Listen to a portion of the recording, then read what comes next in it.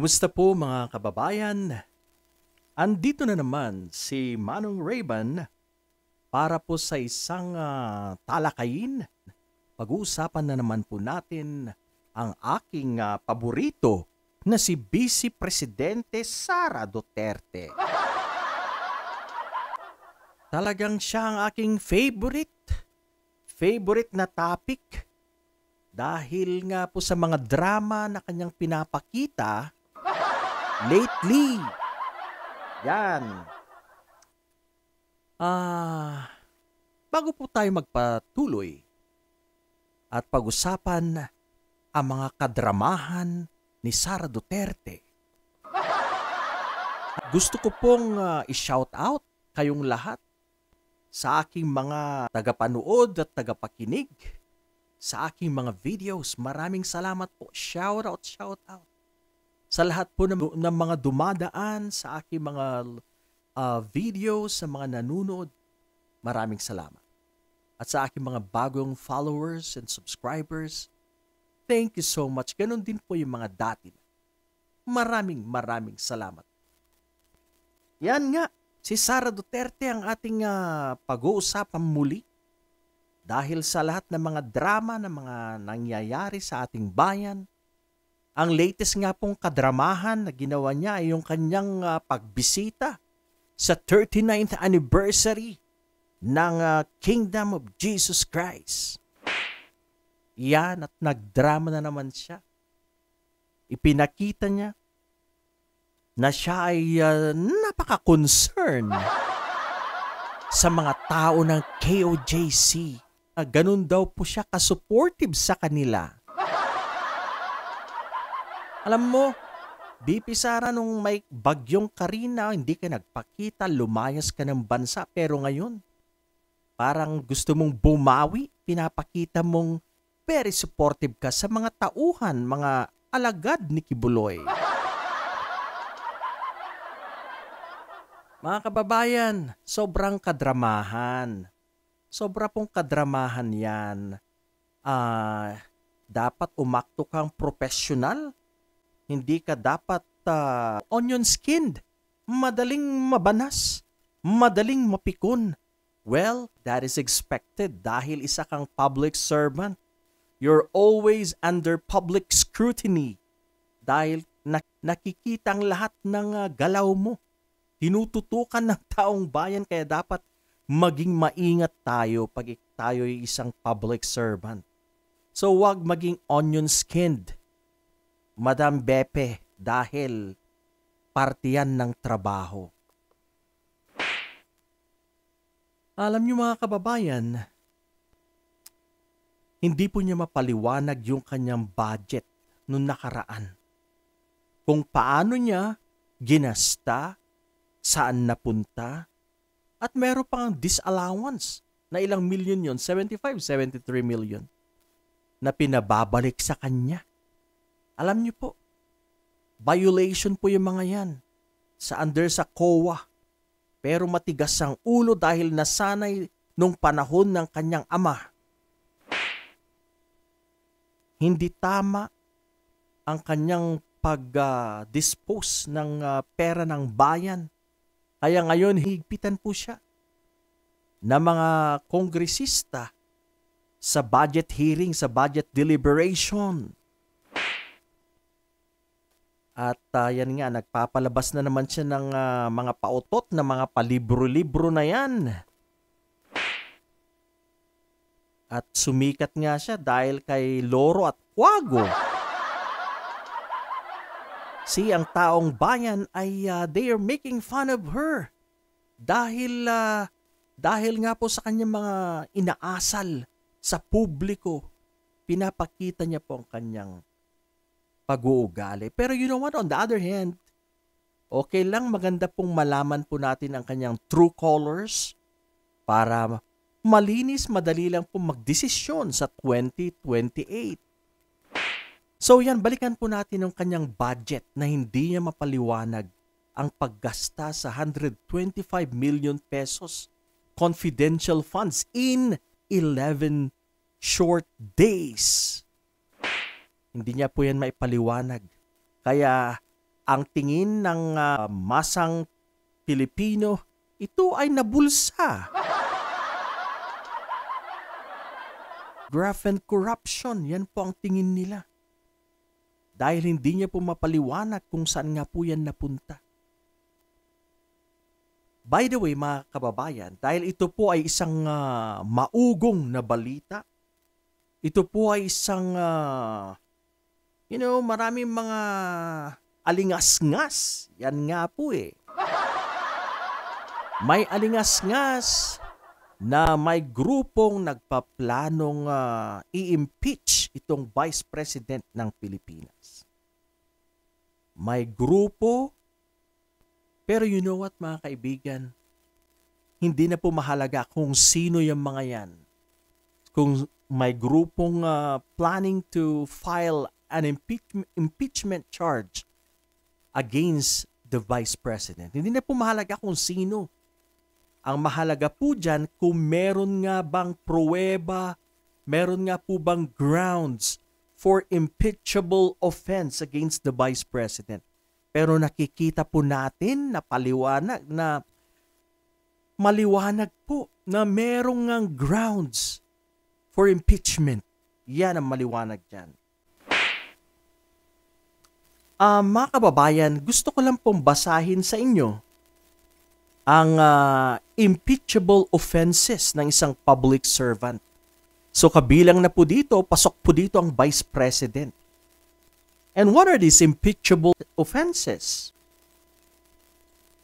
The Constitution limits the offenses to the following culpable violation of the Constitution: treason, bribery, graft and corruption, other high crimes, or betrayal of public trust. So ulitin ko po, ito po yung mga grounds na kung saan pwedeng ma-impeach ang isang public servant, ang isang Vice President. 1. Culpable violation of the Constitution.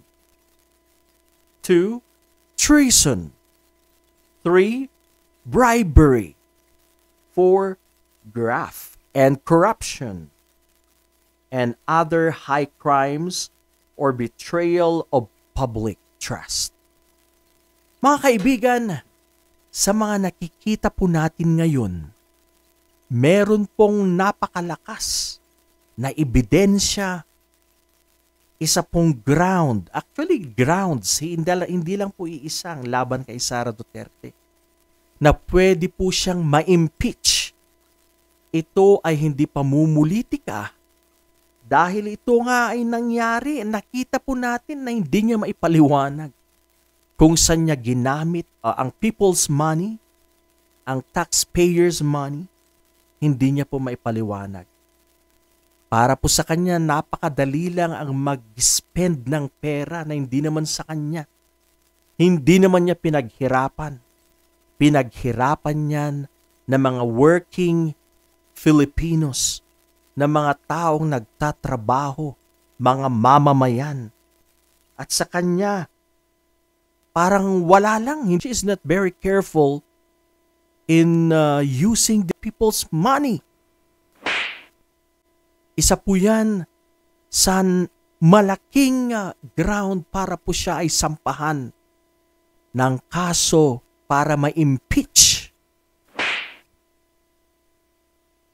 Mga kababayan, dumagdag pa dyan ang tinik, ang isa sa mga tinik na mga Duterte. Actually, ever since sila po ay umupo sa national level, si Sonny Trillanes, ang matapang na sundalo, ang matapang na dating senador, isang malaking tinik sa mga Duterte. At lately nga po, may pasabog na naman tong si Senator Sonny Trillanes laban kay VP Sara Duterte. Sinabi niya merong 14.4. Ang galing po ng intelligence talaga. Parang merong CCTV tong si Senator Sonny Trillanes. Ang galing po ng kanyang CCTV, ang galing ng kanyang intelligence. Napag-alaman ng kanyang opisina, ng kanyang mga mata, na itong si VP Sara Duterte ay tumanggap ng 14.4 million pesos as a bribe money. Yan.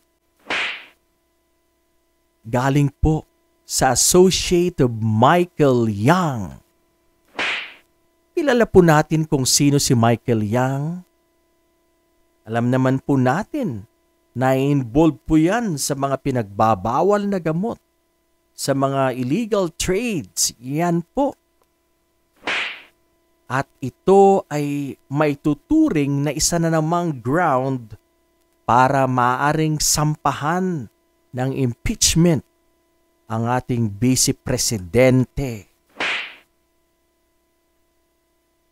Saan niya kaya nakuha yun? Ang galing talaga, no? Talagang merong grupo siguro, si Senator Trillanes, na nagmamanman, nagmamarites kay VP Sara Duterte. Akalain nyo kung paano nila nalaman yan? 14.4 million pesos. Napakalaking pera. Sana sa akin nalang binigay. Mga kababayan, itong ugong-ugong na to na mayroong magfa-file sa kanya ng impeachment, posible po yan. Dahil nakikita po natin na hindi niya na po nagagampanan ng kanyang tungkulin as Vice President. Plus, na-involve pa ang kanyang pangalan dyan sa binabanggit ni Senator Trillanes. Na-involve po siya sa kasong bribery. At ngayon, yan naman sa corruption.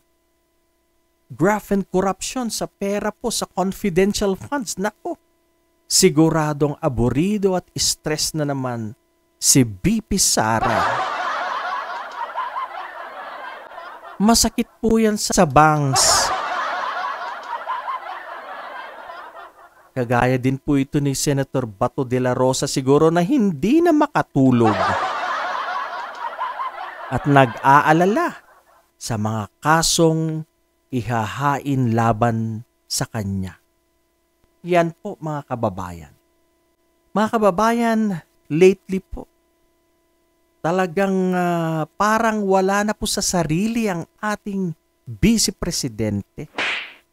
Hindi na niya nagagampanan, nagagawa ang kanyang trabaho. Mas marami pa po ang pakikipagbardagulan, pinapatulan niya po yung mga criticisms thrown against her. Yan, lagi pong galit. Talagang siniseryoso niya po talaga ang kanyang pagiging anti-Marcos. Yung nga pong kanyang talumpati sa kanyang pagbisita sa ika-39th anibersaryo ng Kingdom of Jesus Christ. Binanatan na naman niya ang kanyang best friend na si PBBM. Ang unit team ay nagkawatak-watak na po sila. Gutay-gutay na. At may mga padrama-drama pa siya. Humihingi po siya ng patawad sa mga miyembro ng KOJC. Nako, puro kadramahan. Wala po, hindi na po niya nagagawa. Very rough ang kanyang panunungkulan. Hindi ko po nakikita ang productivity, hindi na po siya isang effective leader ngayon. Dahil ang nasa ulo niya ay ang manalo, maging pangulo. Nasa ulo niya ay paano niya malulusutan ang mga kasong ito laban sa kanya. Kaya hindi po siya focus sa kanyang trabaho ngayon. Kitang-kita po yan at napakaliwanag. Kaya kung sino man niyang grupo na yan or kung sino man mag-uumpisa sa impeachment, filing of impeachment na yan sa Vice President, go ahead! Matagal na pong naghihintay ang taong bayan. Well, bilang isang matinong Pilipino, kung meron pong magpo-file na impeachment, hindi tayo kokontra dahil kitang-kita naman na wala na po siyang nagagawang mabuti. Hindi na po siya productive at laban sa gobyerno ang kanyang pinagsisigawan lagi ang pagbaba ng Pangulo, ang pag-resign ng Pangulo, ang pagbagsak ng Administrasyong Marcos. Iyan po ang gusto niya pong mangyari. Kasama niya po ang kanyang mga alipores na mga DDS at mga tao ni Pastor Borloloy. Kaya mga kababayan, kung meron pong magfa-file ng charge laban sa ating Vice President, atin pong sinusuportahan yan. Kung mag-file po sila ng impeachment, wala po tayong tutol. Hindi po tayo kumokontra. Sinusuportahan po natin yan. Dahil gusto po natin bilang mamamayan, gusto natin ng isang matinong leader, matinong pinuno. Napakataas na posisyon yan. It's a key position in the government, ang Vice Presidente. Do you remember Leni Robredo? Kahit na binabastos ng Pangulong Duterte and his administration, the poor lady still nagtrabaho ng husto para sa bayan. At sa mga hindi po makatanggap, dahil totoo naman, maraming nagawa si Leni Robredo. Kahit na po siya ay inabuso, siya po ay siniraan, she was degraded by this people in the government. Napaka-rude po nila kay Leni Robredo. Number 1 na po dyan ang dating Pangulo. Pero hindi po natigil. Hindi po yan naging balakid kay Madam Leni Robredo na magsilbi. Sana ganyan din si VP Sara Duterte. Kahit sana kalaban mo, sabihin natin kalaban mo si PBBM, dapat huwag mong kalimutan na ikaw ay binoto ng taong bayan. Huwag mong kalilimutan ang iyong obligasyon sa taong bayan. You are serving the people, it's not PBBM. Dapat gampanan mo ang iyong trabaho dahil ito ay utang mo sa taong bayan, ang mga tao na nagluklok sa iyo. Ngayon, inuuna mo ang iyong init ng ulo laban sa iyong mga nemesis, laban sa mga taong bumabatikos sa iyo. Yan ang inuuna mo. Nagpapadala ka sa iyong emosyon, sa iyong galit. Dapat cool ka lang. Mga kababayan, yan po ang ugong-ugong na may magpapa-impeach kay Sara Duterte. Well, it's very sad kung meron man, pero hindi po natin yan tinututulan. Alright, mga kababayan, marami pong salamat sa inyong lahat. Sana po sa mga hindi pa po nakapag-subscribe sa aking channel, please subscribe po sa aking mumunting channel. Maawa naman kayo. At i-share po ninyo sa inyong mga kapamilya at mga kaibigan. Mag-iingat po tayo lagi. Again, keep smiling. Happy lang po tayo. Pag-pray po natin ng ating mga kababayan na nabaha dyan po, lalo na po sa Rizal. Dyan po sa may Rizal. Sana po'y makapag-recover sila kaagad at maipanumbalik po ang kanilang buhay sa pagiging normal. Yan po mga kababayan ko. Ingat-ingat po tayo lagi. Maraming salamat sa inyong panunood. Bye for now!